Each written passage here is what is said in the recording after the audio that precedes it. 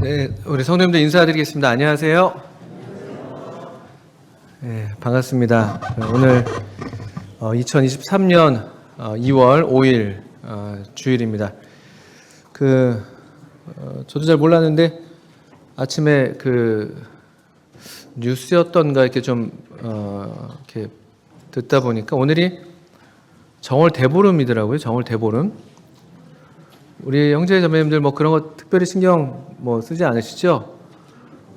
옛날에 저 어릴 땐 그래도 그런 좀 기억들이 있는 것 같습니다. 저희 부모님께서도 그 오곡밥 같은 거들 이렇게 이맘때 어쨌든 이렇게 오곡밥에 조미된 김 이렇게 해가지고 또 이제 나물 이렇게 해가지고 좀 이렇게 먹었던 기억이 있고, 조금 더 요즘에는 이제 그 불조심 이런 것들 산불 위험이 너무 많아서 안 하는데, 그래도 저희 때는 이렇게 쥐불놀이 같은 거 이렇게 했었습니다. 우리 지금 학생들 잘 모르시죠? 라떼 얘기하는 겁니다. 라떼 얘기. 그래서 그런 생각이 문득 났습니다. 그리고 잘 아시는 것처럼 이제 불엄이라고 해서 왜 그 견과류 호두 같은 거 까서 이렇게 저렇게 여러 의미를 담아서 그런 풍습들을 갖고 있었죠.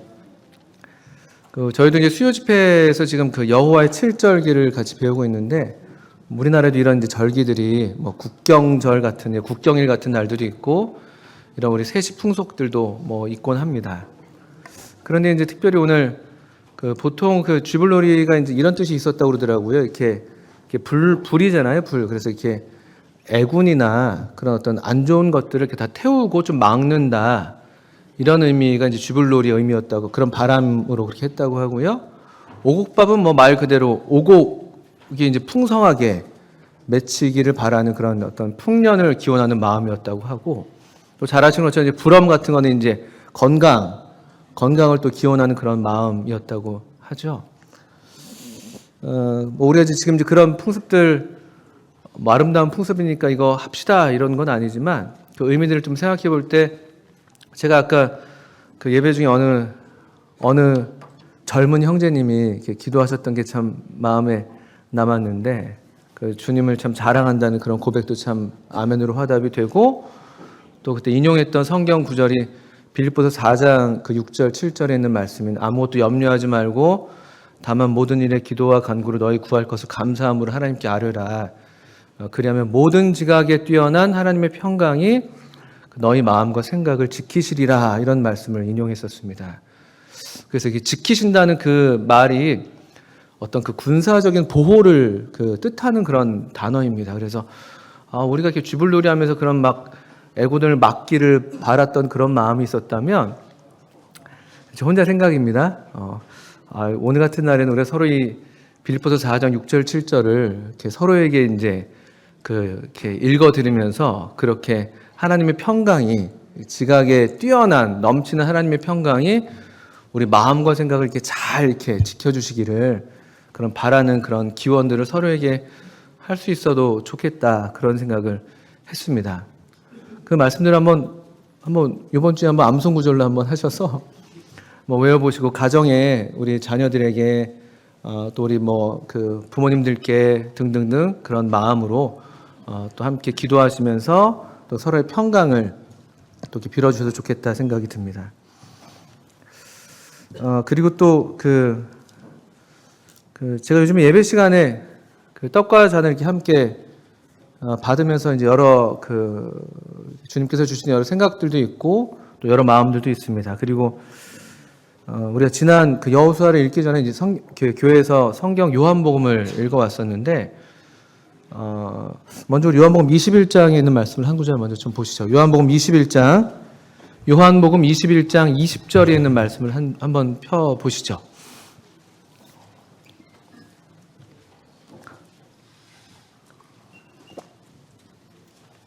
요한복음 21장 20절에 있는 말씀입니다.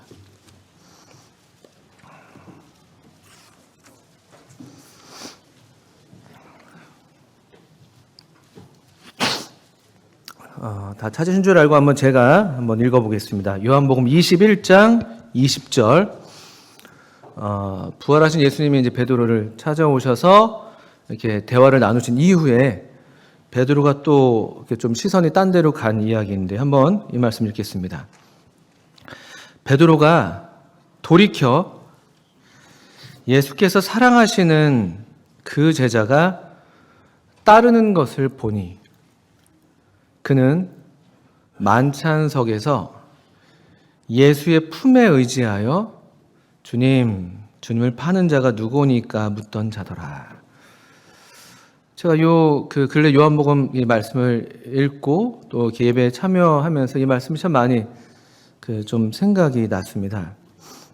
이 20절 이렇게 실제로 요한에 대한 베드로의 관심, 궁금증이 이제 생긴 부분이죠. 사실 이렇게 베드로가 주님께 대한 시선이 약간 흩어진 그런 어떤 이야기 가운데 한 구절입니다. 그런데 이 요한을 가리키는 표현이 참 볼수록 참 좋더라고요. 이 21장 20절에 우리가 읽으신 것처럼 이제 사도 요한이거든요.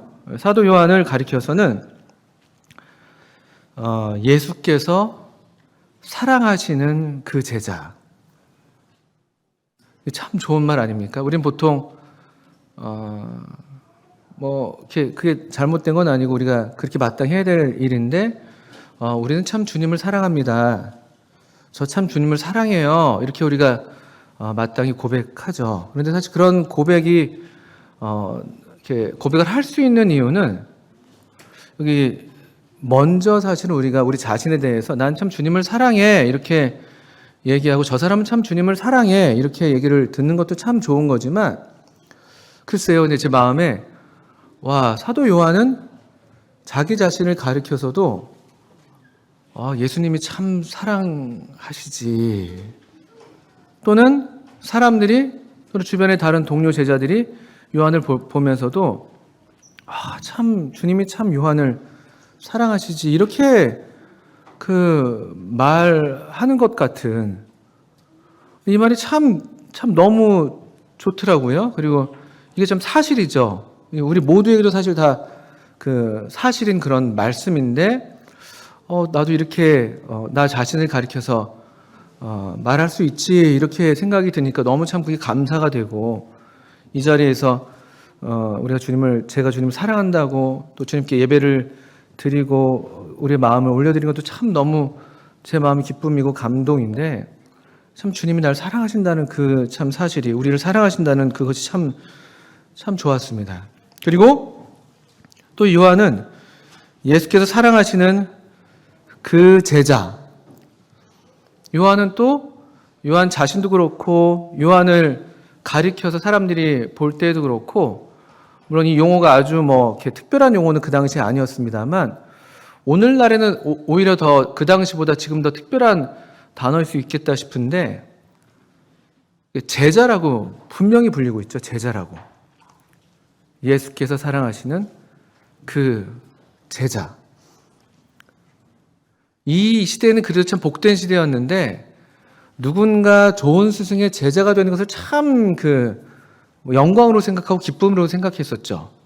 오늘날도 이제 그런 좀 문화가 그대로 남아있는 쪽이 도제식 어떤 그런 교습이랄까요? 그런 배움이 이렇게 특징적으로 남아있는 그런 분야들은 여전히 이런 분위기가 남아있죠. 난 아무개 선생 제자야. 이렇게 말하는 게 굉장히 큰 영광이고 기쁨인 것들이 있잖아요. 이제 그런 게 이제 일부 남아있다 할지라도 사실 오늘날 시대는 제자가 되기보다는 다 선생이 되기 바라는 그런 시대인 것 같더라고요. 저 자신을 봐도 그렇고 선생이란 말 듣기를 주님은 그렇게 좋아하지 말아라 그렇게 말씀하셨죠.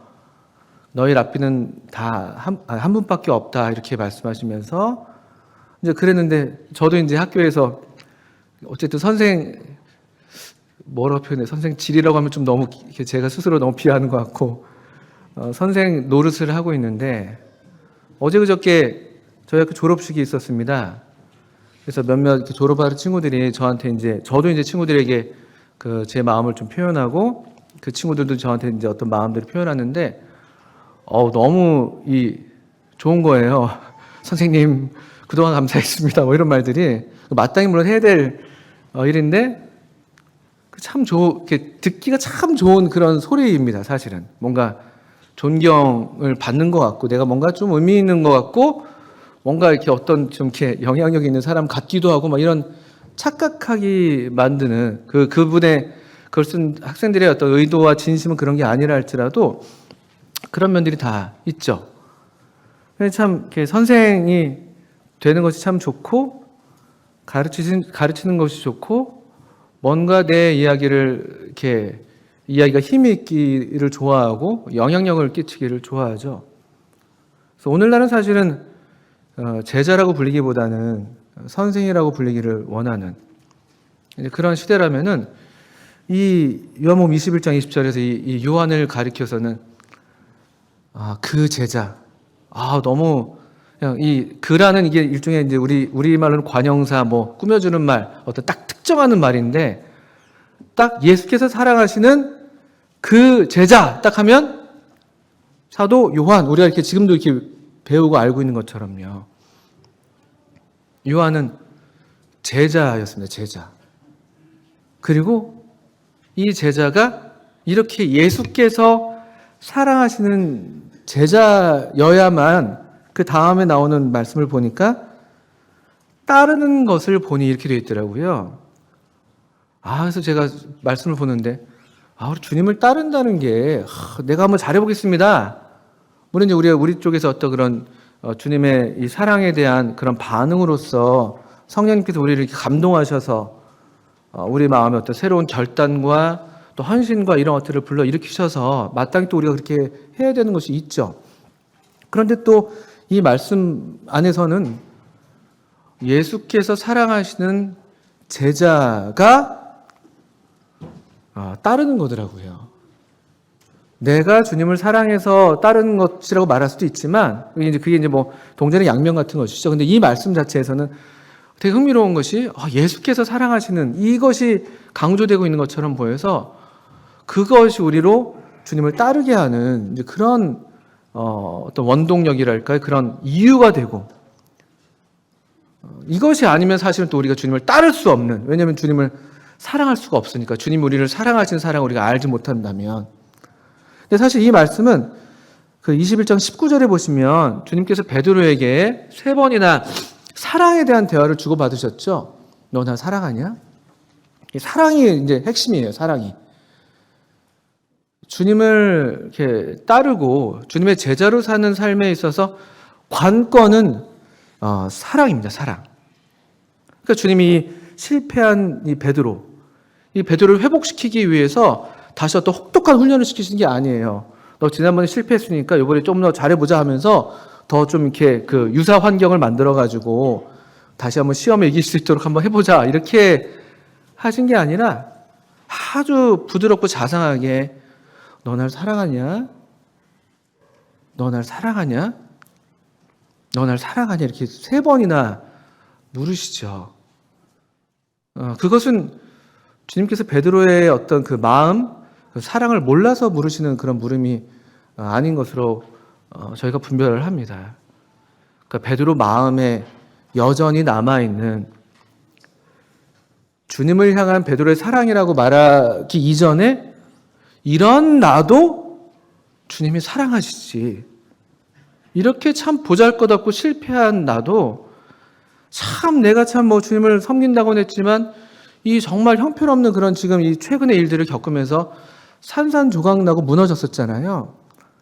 이런 나를 주님께서 또 찾아오셔서 나에게 이 숯불을 피우시고 나를 먹이시고 또 다시 이렇게 그 사랑의 음성으로 나를 찾아주시고 나에게 말을 걸어주니 주님, 이 주님의 사랑을 그로 확인하게 하는 그런 질문이 아니었겠나. 그래서 그런 어떤 그 주님의 사랑이 이 베드로도 확인이 되니까 주님 제가 주님을 사랑하는 줄 주께서 아십니다.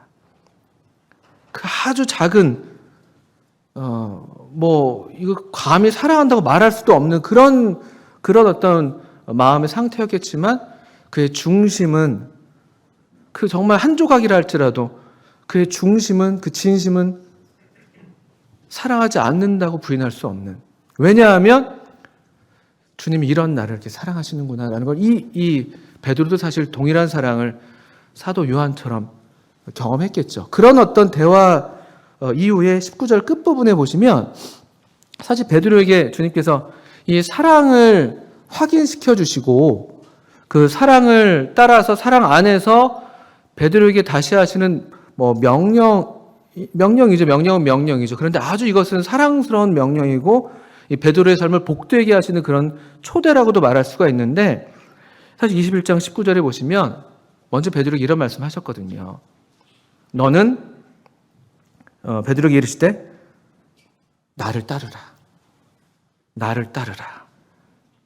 이런 명령이 베드로에게 다시 주어졌고 그런 초대가 근데 보니까 베드로가 옆을 가만히 보니까 예수께서 사랑하시는 그 제자가 예수님을 이미 따르고 있는 거죠. 얼마나 이게 참 여러 생각을 하게 만드는 그런 말씀인지 모르겠습니다. 베드로는 다시 주님을 이제 따를 수 있는 그런 어떤 기회 앞에 서 있고 주님이 그를 사랑하시기 때문에 근데 여기 이 20절 읽은 대로 예수께서 사랑하시는 그 제자는 예수님을 따르고 있죠. 왜냐하면 예수님이 사랑하시니까. 예수님이 사랑하시니까. 그리고 이제 이 예수님의 사랑을 글쎄요, 좀 감각적으로 또 좀 더 어떤 그림으로서 보여주는 그런 표현이 뒤에 붙어 있다고 이해가 되는데요. 이 예수께서 사랑하시는 그 제자는 누구냐라고 할 때 또 예수께서 사랑하신다는 것이 어떻게 나타나고 또 그가 정말 주님이 나를 사랑하시지라고 알 수가 있었을까라고 할 때 여기 이제 20절 그 중반 이후로 보시면 이 그는 어떤 사람인가 하니까 만찬석에서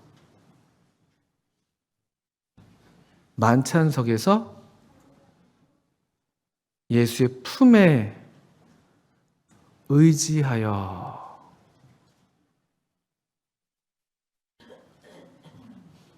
이 말씀을 한번 생각해 보십시오. 예수님이 그를 사랑하시는 것을 그가 어떻게 알았고 주변의 동료들은 어떻게 그걸 알았을까?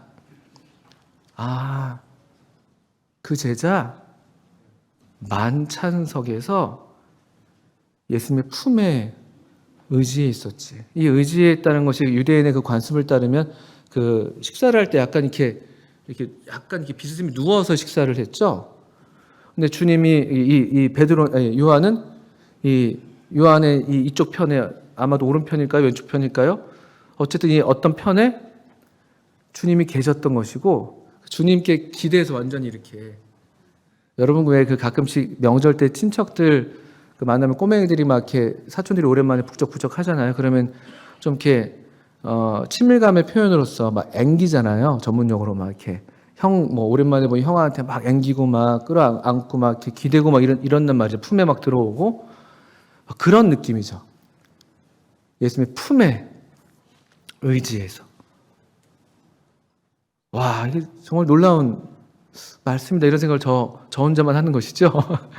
그런 생각을 했습니다. 아마 우리 성도님들 같은 마음이실 텐데 그러면서 이제 한 가지 또 그냥 혼자 이렇게 생각 또 상상 질문인데 우리도 지금 이제 매주의 첫날 이렇게 이게 만찬석이거든요.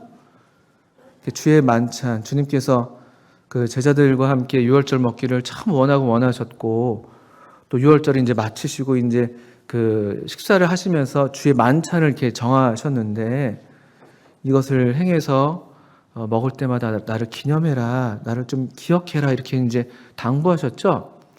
그런 만찬을 우리가 오늘도 이 주의 첫날마다 지금 이렇게 받아서 또 우리 초대교회 그들이 본을 보였던 것처럼 우리도 이렇게 매주마다 이렇게 하고 있습니다. 그래서 혼자 생각에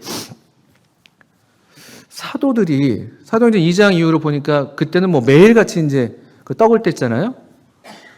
그러니까 얼마간 사도들이 계속 이렇게 살아 있을 동안에 계속 만찬을 그들도 행했을 텐데 정말 주님과 함께 이 만찬석에 있었던 그 제자들이 있었잖아요. 주님께서 친히 발을 씻기셨던 그 제자들. 가룟 유다를 제하고. 그는 이제 세상에 없으니까요. 근데 어떤 마음이었을까? 그들이 이 만찬을 받을 때마다. 게다가 이 사도 요한은 더 어땠을까? 그 만찬석에서 예수의 품에 의지하곤 했던, 뭐 특별히 그날 밤에 만찬석을 이렇게 특정하고 있죠.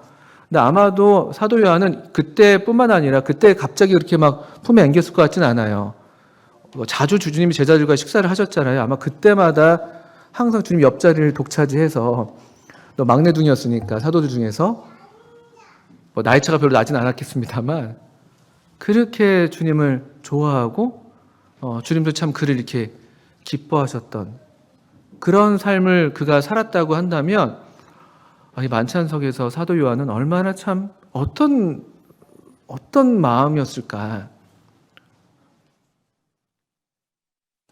뭐 그 순간을 추억하는 것 이상으로 다시 또 우리와 함께 하시는 그 주님을 만찬석에서 만찬을 대할 때마다, 또 이 떡과 잔에 참여할 때마다, 주님을 기억할 때마다 어쩌면 그의 심령에서는 동일하게 그 마지막 밤에 그 마지막 만찬 때 그렇게 했던 것처럼 여전히 항상 예수의 품에 의지하는 그런 경험들을 하곤 하지 않았을까. 그래서 그것이 이 사도 요한으로 다시금 또 예수님이 날 사랑하시지. 난 예수님이 사랑하는 사람이야. 난 예수님의 제자야. 난 예수님을 따르지. 이런 그 제자의 삶을 끝까지 계속해서 해 나갈 수 있는 그런 경험들을 특별히 이 만찬석에서 하고 나진 않았을까. 그래서 어쩌면 이런 특별한 만찬석에 대한, 만찬석과 관련된 이 요한의 어떤 추억, 또 의미가 있었기 때문에 사도 요한이 반모섬에 유배되어 있을 때에도 전에도 말씀드렸습니다만 이 사도 요한은 날을 항상 계수하고 있었죠. 주의 날, 그 주의 첫날, 안식구 첫날, 주의 날이라고 불렸던 오늘날 우리가 주일이라고 부르는 이 날이죠. 이 날을 사도 요한은 항상 이렇게 인식하고 있었던 것 같아 보이죠. 그때 주님께서 그 주님, 영광스러운 주님 자신의 모습을 이 요한에게 드러내시는 그런 놀라운 계시가 요한계시록 1장에 주의 날에 내가 성령의 감동이 되어서, 이런 경험들을 또 기록하고 있습니다. 이런 말씀을 드리는 이유는 이 동일한 만찬석이 놀랍게도 매 주마다 우리 앞에 펼쳐지고 있기 때문에 그렇습니다. 그래서 저는 저 자신을 볼 때 제 마음에 참 저 자신에 대한 답답함과 좀 안타까움, 이런 것들이 있어요. 왜냐하면 이 사도 요한과도 같은 그런 똑같은 경험을 우리가 다 뭐 할 수는 없겠죠. 물리적으로도 그렇고. 그런데 제 마음이 때때로 얼마나 참 무디고 얼마나 냉랭한지, 이런 좀 생각들을 저 자신을 볼 때 할 때가 있습니다. 또 그러면서 또 그럼과 동시에 이 사도 요한과 같이 예수의 품에 의지하는 그분의 사랑을 또 다시 확인하게 되고 또 확신하게 되는 그런 또 경험들을 하나님의 은혜로 하게 되죠.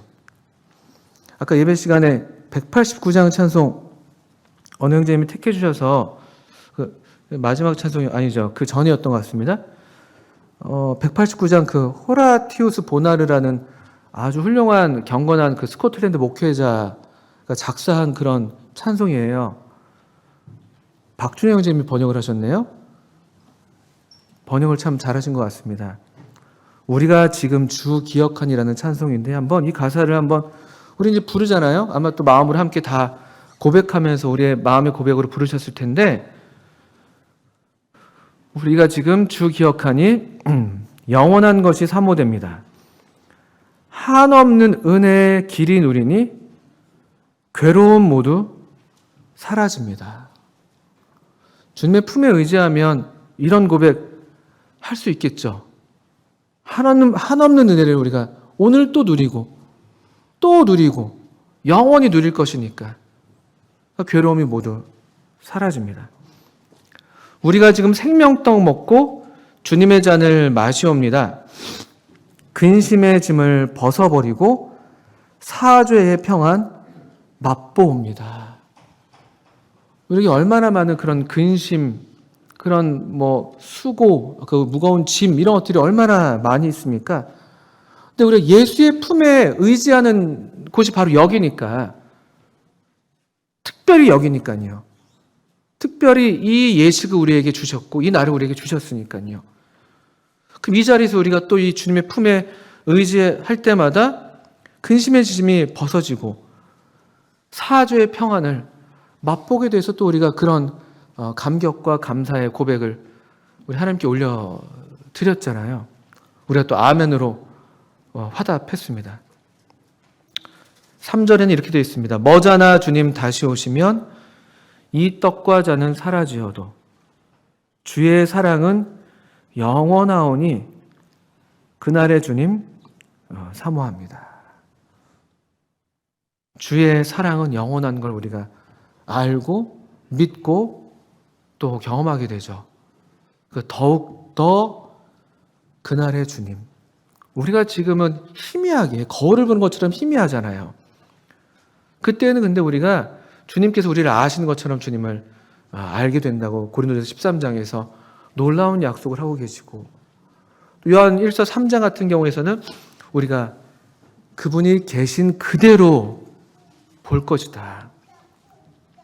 아주 감격스러운 그런 만남, 또 그런 잔치가 우리 앞에 펼쳐질 것입니다. 그리고 그땐 너나 할 것 없이 우리가 지금은 이런 어떤 우리의 어떤 한계를 경험하고 있지만 그때에는 누구나 다 정말 주님의 품에 안겨서 주님의 사랑 품에 완전히 잠겨서 전혀 의심 없이 그 완전한 사랑을 우리가 다 누리겠죠. 그런 주님을 사모하게 됩니다.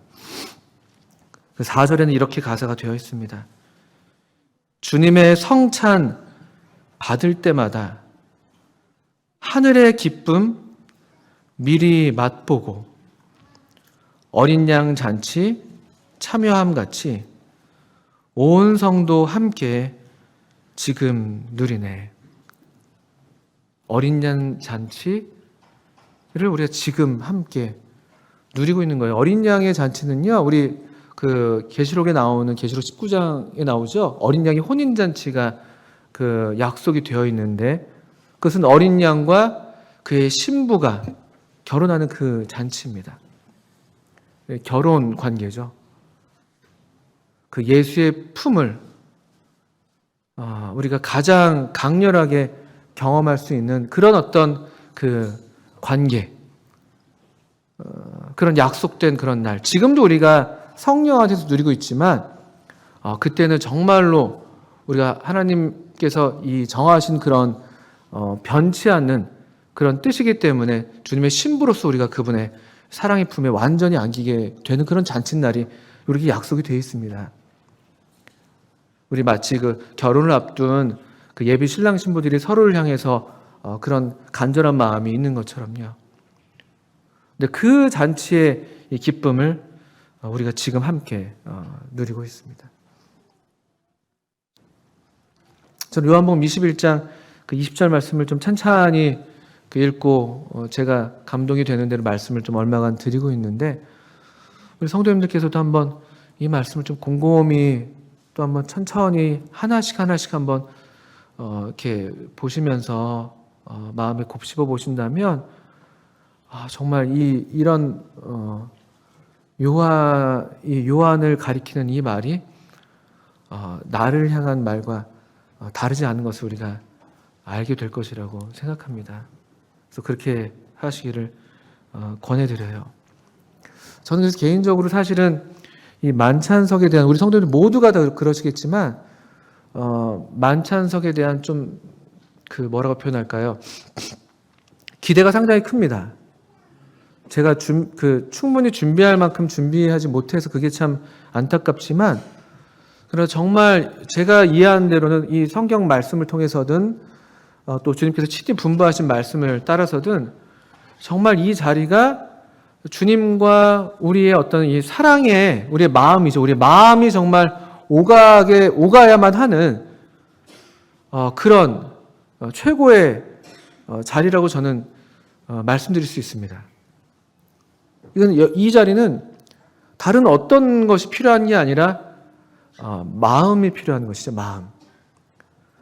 주님을 알고 주님을 배워서 그 주님의 마음을 우리가 알아서 또 그래서 우리도 이 마음으로서 주님께 화답해 드리는 그런 그 마음과 마음이 오가는 그런 특별한 시간이라고 생각이 듭니다. 근데 저 자신을 봐도 그렇고 우리가 겪고 있는 하나의 커다란 위험은 이 마음이 생각보다 우리 마음대로 되지 않는 게 문제인 것 같아요. 마음이라는 게 보이지 않아서 또 이 사랑이라는 게 잘 보이지 않아서 하나님도 보이지 않고 하나님의 사랑도 우리가 이렇게 정말 성령님 안에서 잘 이렇게 말씀 안에 거하지 않으면은 우리가 주님의 말씀 안에 이 사랑 안에 잘 거하지 못하면 이 사랑도 잘 우리가 알지 못하게 되고 다 보이지 않는 것도 투성이에요. 내 마음도 잘 모르겠고 보이지가 않고 그러니까 우리의 습성은 제가 볼 때 저 자신을 보니까 마음은 보이지가 않으니까 사람들도 내 마음을 보지 못하고 나도 내 마음을 잘 보지 못하니까 겉으로 하는 것들이 더 먼저 저 자신을 보니까 나와요. 그러니까 우리 사무엘상 16장에서 그 사무엘에게 하나님께서 말씀하시면서 사람들은 외모를 보거니와 나 여호와는 중심을 본다 이렇게 말씀하시는데 그게 정말 사실이죠. 우리는 그 외모, 그 겉으로 드러나는 게 훨씬 더 그렇게 하는 걸 더 빠르게 하고 그게 훨씬 더 쉬운 것이 사실입니다. 훨씬 더 쉬워요. 왜냐하면 그게 보이는 것이니까. 즉각적인 반응도 있고 즉각적으로 뭔가 나 자신을 이렇게 드러내 보일 수도 있기 때문에 이게 우리 이제 사람의 그냥 본성이죠. 그게 그냥 하나님께서 하신 말씀이에요. 사람은 외모를 본다. 사람은 외모를 보니까 우리가 그걸 인정하고 외모를 잘 갖고 오라 이런 말씀을 드리는 게 아니죠. 그 말씀도요. 옷이 날개하면서 옷을 좀 잘 입으면 더 이렇게 잘 보여 이런 거 아니죠. 그게 우리가 그냥 본성을 가리키는 말씀이죠. 본성에 대한 그냥 평범한 진술을 하나님께서 그냥 하신 것이에요. 우리의 연약이죠. 근데 거기서 머물면 안 되는 것이에요. 말씀이 거기서 끝나지 않았잖아요. 나 여호와는 중심을 본다. 우리의 어떤 본성, 외모를 보고 좀 더 이렇게 겉으로 드러나는 것에 더 빠른 우리들의 어떤 본성을 조금 뒤로 하고 중심을 보시는 하나님은 중심을 보시니까 그 중심을 보시는 하나님 앞에서 조금 멈춰서서 나의 중심도 좀 이렇게 살피고 내 마음은 어떠한지 또 우리가 외모를 보는 그런 본성이 있으니까 사람들을 또 볼 때에도 먼저 우리가 외모를 봐서 외모를 따라서 판단하는 그런 습성이 우리에게 다 있다고 또 사도 바울도 얘기해요. 다 이렇게 우리의 육신을 따라서 행하고 육신을 보고 판단한다. 외모를 따라 판단한다. 근데 그런 또 습성을 이게 우리의 본성이니까 그걸 조금 뒤로 하고 중심을 보는 하나님의 그 시선으로 우리가 또 우리 형제 자매님들을 또 사람들을 볼 수 있는 이제 그런 것들이 사실은 신앙입니다. 중심을 보는 그 마음을 마음으로 드리고 마음을 보는 어떤 삶이 신앙의 삶인 것이라고 말씀드릴 수 있어요. 히브리서 11장에서도 믿음은 바라는 것들의 실상이고 보이지 않는 것들의 증거라고 말씀하세요. 믿음은 근본적으로 보이지 않는 것과 관계된 것들이에요. 보이지 않는 것들과. 그러니까 어려워요. 그래서 어려운 거예요. 참된 신앙이 그래서 어렵습니다. 그러니까 사람들이 쉬운 길을 택하는 게 보이는 것들을 하는 거예요. 우상을 세우기도 하고. 보이게 만드는 것들. 보이는 것들로 뭔가 내 신앙이 평가되기를 바라고. 그러니까 우리 마태복음 7장 같은 경우에서도 그 주님이 내가 너를 도무지 알지 못한다는 그 사람들이 내세우는 게 뭐냐면요. 주님, 우리가 주의 이름으로 선지자 노릇도 하고 귀신도 내어쫓고 뭐 이런 어떤 겉으로 드러났던 그런 것들을 얘기하는 거예요. 그게 쉬우니까. 그렇게 스스로를 우리가 이제 이렇게 뭐랄까 이렇게 자기 스스로 이렇게 위안하고 있는 것이죠. 위안해 왔던 것이죠. 그 사람들이요. 난 이것도 하고 저것도 하고 이렇게 하고 저렇게도 하니까 나는 괜찮지. 나는 좀 잘하고 있는 걸 거야. 나 자신에 대해서도 그렇고 사람들도 보통 그렇게 우리가 보고 그렇게 생각하기가 쉬우니까요. 우리 여호수아서를 지금 읽고 있는데요. 여호수아서 5장 말씀을 잠깐 좀 펴보시죠. 이런 맥락에서 여호수아서 5장을 좀 보시면 5장 13절부터 15절까지 흥미로운 한 장면이 여기 나옵니다. 짧은 구절입니다만 여호수아가 요단강을 건너고 이 큰 성 여리고성 앞에 이제 이르렀을 때 그때 이제 그 시간적으로는 그런 시기입니다. 5장 13절부터 15절 한번 읽겠습니다.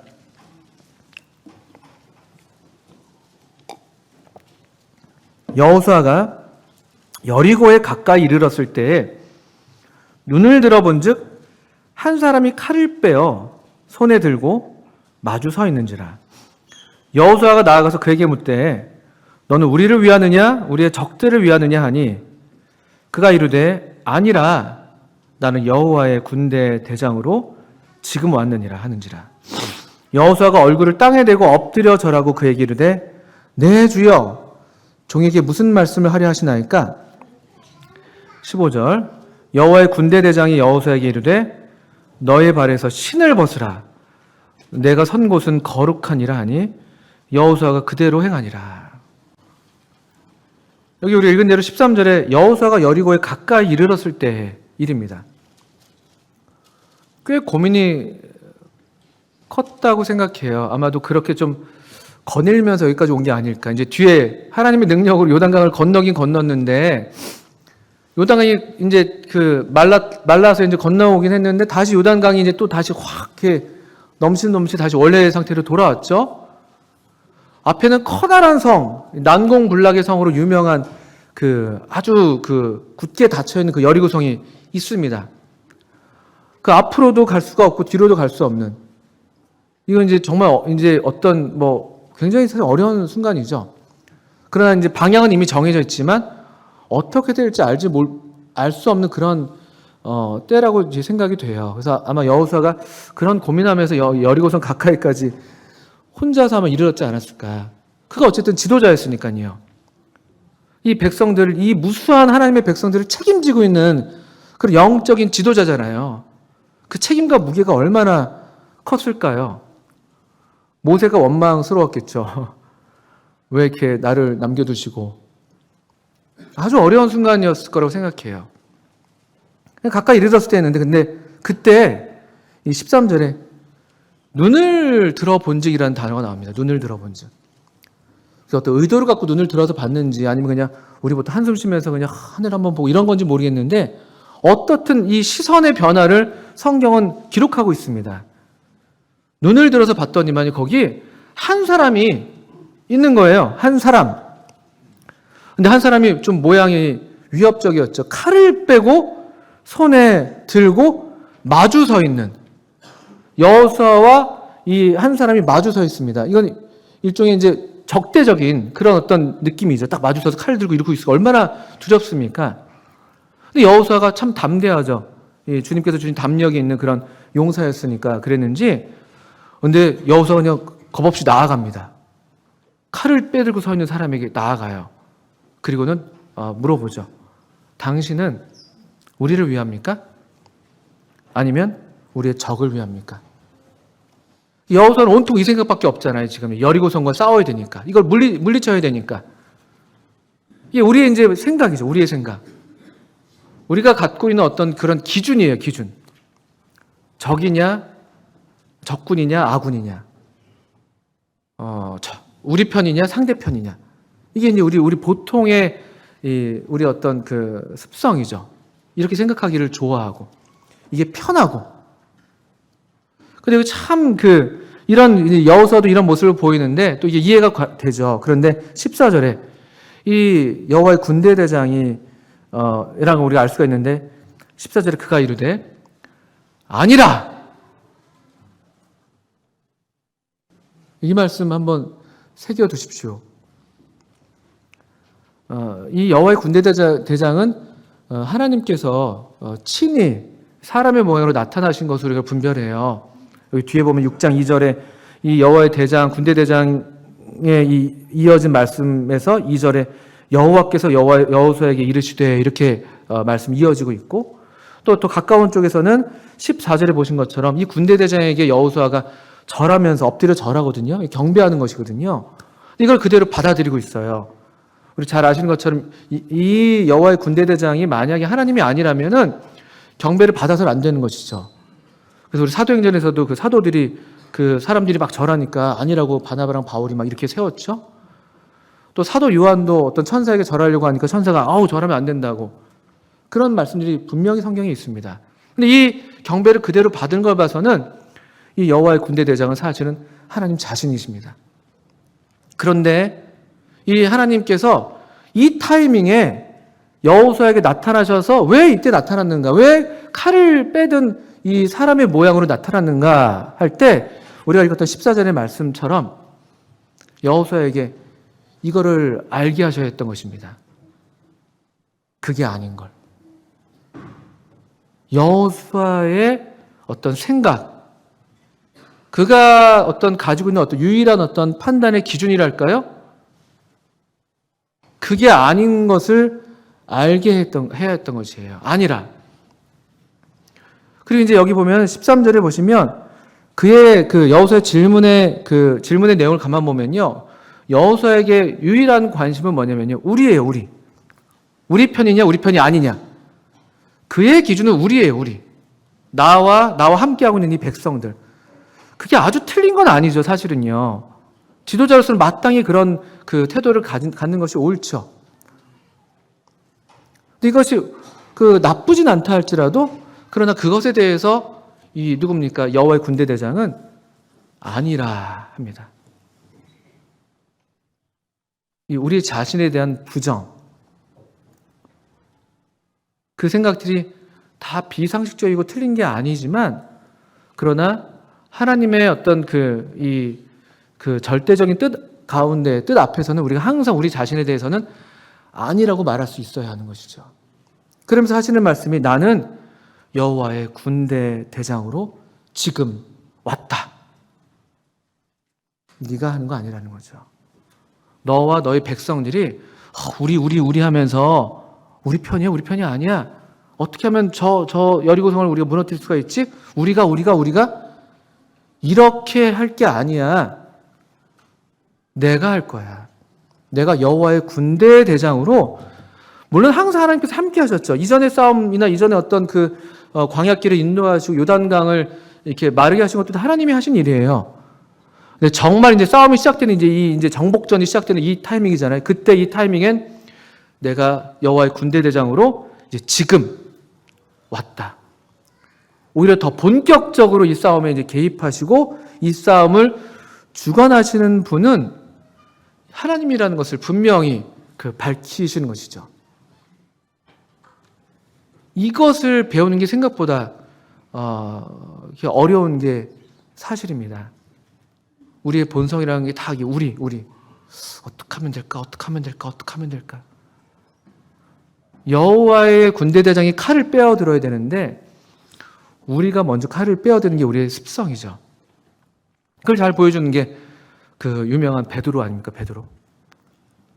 그럼 신약 성경에서 복음서에서 사복음서에 다 나타나는 사건들이 몇 개 없어요.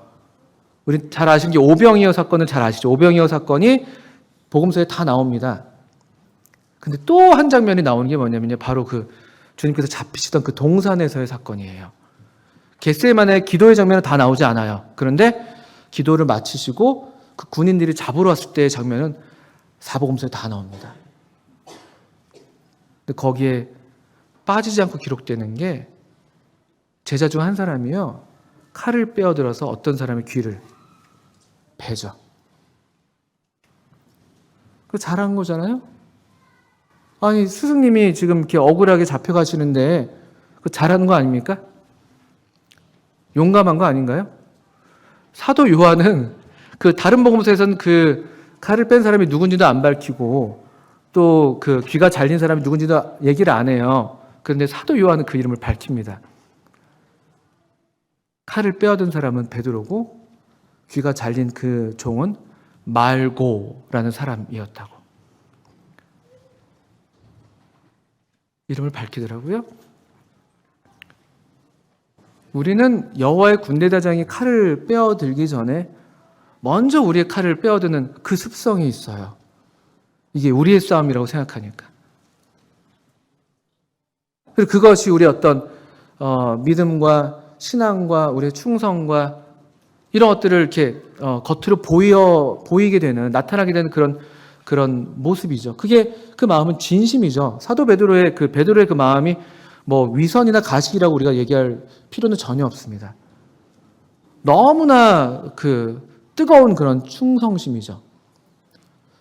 그렇지만 그것에 대해서도 우리가 아니라고 하시는 주님의 말씀을 들을 수가 있는가. 그래서 요한복음 18장에 보니까 그 베드로에게 주님께서 네 칼을 도로 칼집에 꽂아라. 내가 하나님께서 주신 이 잔, 이것까지 내가 다 참아야 한다라고 하시면서 하나님의 뜻에 순종하시는 우리 주님의 모습이 부각되어 있어요. 하나님의 뜻에만 순종하는, 베드로의 충성에 감동하는 게 아니라 하나님의 뜻에만 순종하는 주님의 모습이 부각된 것처럼 여기 여호수아 5장에서도 여호수아가 그렇게 하는 것이에요. 나는 여호와의 군대대장을 지금 왔느니라 하니까 14절에요. 여호수아가 얼굴을 땅에 대고 엎드려 절합니다. 완전한 어떤 순복의, 이 예배와 경배의 태도이면서 동시에 순복의 자세예요. 그러면서 하는 말이 내 주여 종에게 무슨 말씀을 하려 하시나이까? 이 말인즉슨 이 전쟁의 대장은 정말 당신이십니다. 제가 대장이고 제가 앞장서서 싸워야 되고 백성들이 인도해야 되는 줄 알았는데 저는 주님의 말씀을 들어야 될 저 역시도 주님의 종입니다라는 그런 어떤 그 고백인 것이죠. 이 여호수아가 마치 그 주님처럼 칼을 빼어든 이 군대대장 앞에서 자신의 칼을 빼어들지 않고 엎드리는 그런 모습을 보이는 것이죠. 사실 여호수아는 칼을 잘 썼던 사람이에요. 우리 출애굽기 17장에서 보시면 아말렉과의 전쟁에서 여호수아가 칼날로 쳐서 그 아말렉 족속들을 무찔렀거든요. 근데 여러분 그때도 아시는 것처럼 여호수아의 칼날은 모세의 그 기도, 또 모세의 기도가 미치는 그 지도력 하에서만 그 칼날이 유효했던 것입니다. 빼랄 때 빼고 집어넣으라 할 때 집어넣어야 되는 것이죠. 이 여호수아가 하나님의 칼날 앞에서 그저 엎드리기만 하는 모습을 보게 되죠. 그 15절에 그 여호와의 군대대장이 어떤 명령을 먼저 하시기 전에 먼저 하시는 말씀이 여호수아에게 이렇게 말씀하시는 것이죠. 너의 발에서 신을 벗으라. 내가 선 곳은 거룩하니라 하니 여호수아가 그대로 행하니라. 이 신을 벗으라는 이 명령, 이건 모세를 처음 부르셨을 때도 이 명령으로 주님께서 부르셨거든요. 너가 있는 곳은 거룩한 곳이다. 그게 물리적으로 그 지역 자체가 거룩하다는 뜻이 아니라 거기 하나님이 여기 와 계시니까 거룩한 것이에요. 절대 주권의 하나님, 우리의 정말 지각을 뛰어넘는 그분의 평강도 그럴진데 그분의 하시는 모든 일이 우리의 어떤 생각을 뛰어넘는 절대 주권의 하나님. 그래서 우리가 우리 힘으로는 도저히 할 수 없을 것 같은 그런 일들도 하나님께서 하시게 하는, 우리의 방식대로가 아니라 하나님의 방식대로 하시게 하는 절대 주권의 하나님이 여기 지금 계신 것이에요. 그러니까 네 발에서 신을 벗으라는 것이죠. 신을 벗으라는 의미는 그 당시에 여러분 신발이 신분을 나타내는 그런 하나의 표였습니다. 지금도 약간 그렇죠. 좋은 신발이 그 사람의 신분을 나타내기도 하기도 하는 것 같고, 저도 사춘기 때 이 브랜드 신발들 엄청 갖기를 원했었습니다. 뭐 어떻든 간에요. 아까 또 우리 어느 형제님께서 기도하실 때 그 탕자가 돌아왔을 때 탕자가 맨발로 돌아왔어요. 렘브란트는 그래도 한쪽 발은 신발이 신겨져 있고 한쪽 발은 벗겨져 있는 걸로 그림을 그렸지만, 어떻든 간에 아버지께서 탕자를 맞이해서 그냥 맨발이기 때문에 신을 신기라는 게 아니라 사실은 아들의 신분이죠. 아들의 신분. 아마도 이때 여호수아는 지금 전쟁을 앞두고 있기 때문에 뭔가 이제 오늘 아침 군화 같은 걸 신고 있었을지도 모르죠. 또는 뭐 장교들이 신는, 대장들이 신는 또 그런 특별한 신발이 있는지 모르겠습니다. 제가 군대를 안 갔다 와서 모르겠습니다만 뭔가 그의 어떤 특별한 지위와 신분을 나타내는 그런 신이었을지도 모르죠. 벗으라는 겁니다. 주권을 하나님께 그냥 내어드리라는 것이죠. 또는 이건 하나의 적용이고 그냥 우리가 이렇게 받을 수 있을 거라고 생각을 하는데요. 보통 우리 신발이 보통 의미하는 바가, 신발을 신고 우리가 다니잖아요. 우리의 어떤 경력이죠, 경력. 이력서. 우리 다 이력서들을 이렇게 한 번씩은 다 써보신 경험들이 덜어 있으실 텐데요. 이자가 그게 밟을 이자입니다. 밟을 이. 우리 신발을 신고 다녀왔던, 내가 겪어왔던 그 어떤 경험들. 여호수아 경험이 적지 않거든요. 40년 동안 광야에서 살아남았어요. 정탐도 갔었고, 백성들의 불순종과 반항 속에서도 믿음을 지키는 그런 어떤 믿음의 삶을 살아온 경력이 충분합니다. 아까도 말씀드렸지만 이미 싸울 줄 아는 사람이었어요. 신기하죠. 사실 출애굽기 17장 전에 이스라엘 백성이 싸운 적이 없거든요. 전쟁의 경험 기록이 없는데 여호수아가 딱 발탁돼서 나가는 게 참 신기합니다. 그는 이미 상당히 인정받는 용사였어요. 하나님의 이 회막에서 하나님과 이 모세의 어떤 그런 영광스러운 대화를 옆에서 지켜보고 산에 같이 오르기도 하고, 이미 그의 이 소위 이 믿음의 용사로서의 이 이력, 경력은 충분합니다. 그걸로도 이미 충분히 우리가 존경할 만한 그런 하나님의 사람이라고 말할 수가 있죠. 그거 절대 부인할 수 없죠. 우리도 그래서 그런 어른들을 존경하지 않습니까? 그런데 그렇지만 그럼에도 하나님 앞에서는 신을 벗어야 되는 거예요. 이것을 배우는 것이 어렵습니다. 이것을 배워서 순종하면 우리가 읽어온 것처럼 여호수아 6장에 놀라운 승리가 우리 앞에 펼쳐지는 것이에요. 나 자신을 이겨내고 내 육신과 내 육신적인 본성을 이겨내고 하나님 말씀에 순종하는 삶에서 오는 그런 기이한 승리가 여호수아 6장에 나오잖아요. 칼날 한번 휘두르잖아요. 그 칼잡이가요. 근데 이 두터운 그 이중벽의 성벽들이 와르르 무너집니다. 그리고 그제서야 주님께서 명하셨을 때 칼날을 들어서 무너진 다음에 칼날로 여호수아의 그 여리고성을 이제 진멸하는 그런 장면들이 이어지는 것이죠. 반면에 우리 잘 읽으셨지만 7장에서는 이것을 또 우리 이 습성이 항상 그런 거예요. 항상 우리가 돌아가기 쉽거든요. 항상 우리의 본성으로. 또 한번 그 신발 신은 거예요. 한번 싸워서 놀랍게 이 큰 성을 이겨냈으니까 그 신발 또 신고 이 정도 성쯤은 아이성은 뭐 식은 죽 먹기죠 하면서 그 신발 신고 덤벼들다가 오히려 패배를 경험하는 것이죠. 이 신발을 벗는 것, 우리 어떤 내세울 만한 그 어떤 것들이 있다 할지라도 다 내려놓는 것, 겉으로 보이는 어떤 무언가 그것들에 우리가 그것들을 앞에 내세우는 게 아니라 또 어떤 우리 어떤 충심에서 나오는 그런 어떤 열정과 그런 것도 참 좋지만, 그러나 성령님 안에서 통제되는 이 절제된 또 그런 어떤 삶.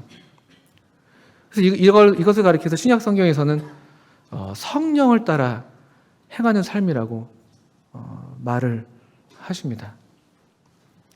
이것이 우리 육신의 소욕과 항상 거슬립니다. 항상 우리 육신의 소욕이 있고, 그 외모를 보고 외모를 앞세우고 겉으로 드러나는 것들을 먼저 주목하고 먼저 행동하기 빠른 우리 어떤 육신적인 소욕이 항상 앞서 있고 또 반면에 우리 성령님의 이 소욕, 하나님 말씀에 순종하고자 하는 그런 어떤 이 우리의 마음의 자세, 그분 앞에 엎드려 경배하는 그런 태도, 주님 무슨 말씀을 하시겠습니까? 제가 순종하겠습니다. 그런 이 마음이 항상 이렇게 부딪히는 게 사실이에요. 우리 모두의 경험일 겁니다. 뭐 한순간에도 우리가 그냥 손바닥 뒤집어지지 우리가 그런 어떤 변덕을 경험하잖아요. 성령님 안에서 충만했다가도 바로 또 우리 육신의 소욕이 나와서 또 사단아 내 뒤로 물러가라 이런 말을 듣는 그런 경험들은 베드로만의 경험이 아니거든요. 그런데 우리는 계속해서 이 사실을 알고 우리 계속해서 우리의 마음, 이 보이지 않지만 정말 중요한, 그러니까 주님께서도 복음서에서 나는 긍휼을 원하고 제사를 원치 않는 것을 가서 배워라 그래요. 그게 마태복음의 9장에 나오는 말씀 같아요. 한번 그 말씀만 보시고 마치겠습니다. 마태복음. 수고하고 무거운 짐진 자들을 초대하셔서 그 짐을 가볍게 하신 이후에 너희는 내게로 와서 내게 배우라고 또 초대하시잖아요. 내게 배우라고. 그런 맥락에서 또 마태복음 9장에 보시면 9장 13절이군요. 여기도 참 우리의 외모를 보는 습성이 그대로 나타나는 거예요. 세리 마태를 주님께서 부르시고, 그래서 세리 마태가 이제 집에 사람들을 초대해가지고 많은 세리와 죄인들이 예수님과 더불어서 먹고 마시니까 바리새인들이, 그 외모를 보기 좋아하는 바리새인들이 아주 불편해가지고 막 너희 선생은 어떻게 세리와 죄인들과 함께 잡수시냐 하면서. 여러분, 세리는 그 당시 매국노잖아요. 매국노. 아주 정말 멸시받는 그런 사람이었고 이스라엘 민족의 반역자였어요. 근데 그런 사람을 제자로 부르시는 것은 물론이거니와 또 그런 동일한 사람들을 불러다가 같이 먹고 마시는 이 선생이라는 예수가 도저히 이게 이해가 안 되는 거예요. 그들의 외모를 보는 눈에서는요. 그러니까 그들을 가리켜서 12절 13절에서 예수께서 들으시고 이르시되 건강한 자에게는 의사가 쓸데없고 병든 자에게라 쓸데있느니라. 13절. 우리 가야 됩니다. 너희는 가서. 어디로 가야 될까요? 주님께서 11장에서는 내게로 와서 내게 배우라고 하셨으니까 주님께로 가야 돼요. 주님께로 가야 돼요. 우리의 그 신발을 신는 그 장소에서 신발 신은 채로 이렇게 있는 게 아니라 신발을 벗고 주님께로 가서 신발을 벗고 그분 앞에서 배워야 되는 거예요. 너희는 가서 이게 어떤 외부적인 지식이 아니에요. 주님을 배워야 되는 거예요. 내가 긍휼을 원하고 제사를 원하지 아니하노라 하신 뜻이 무엇인지 배우라. 내가 긍휼을 원하고 제사를 원치 않는다는 뜻이 무엇인지 배워라. 나는 의인을 부르러 온 것이 아니요 죄인을 부르러 왔노라 하시니라. 우리는 평생 예수님의 사랑하시는 제자로 그분을 따른다고 할 것 같으면, 우리가 그분의 제자라고 할 것 같으면 우리는 계속 예수님께로 가야 되는 거예요. 가서 계속 이 주님을 배워야 하는 것입니다. 나는 마음이 온유하고 겸손하니, 그 온유하고 겸손하신 주님을 배워야 되는 것이죠. 그럴 때 우리 앞에 어떤 일들이 펼쳐질지 모릅니다. 우리의 구하는 것이나 생각하는 것에 더 넘치도록 능히 하시는 하나님, 우리의 지각에 뛰어난 또 우리들의 이해를 초월하는 하나님의 이 사랑, 이런 것들이 우리 앞에 무궁무진하게 또 정말 우리가 생각지 못한 그런 방법과 또 그런 하나님의 일하심으로 우리가 이 여호수아와 이스라엘 백성들이 경험했던 것처럼 그런 승리의 삶, 그런 승리의 삶을 사시면서 또 주님의 이런 복들을 우리가 누리실 수가 있겠습니다. 주님을 함께 배워나가는 우리 귀한 성도님들 되시기를 바라고 저 역시 그런 주님의 제자 중 한 사람이 되기를 바랍니다. 함께 기도하겠습니다.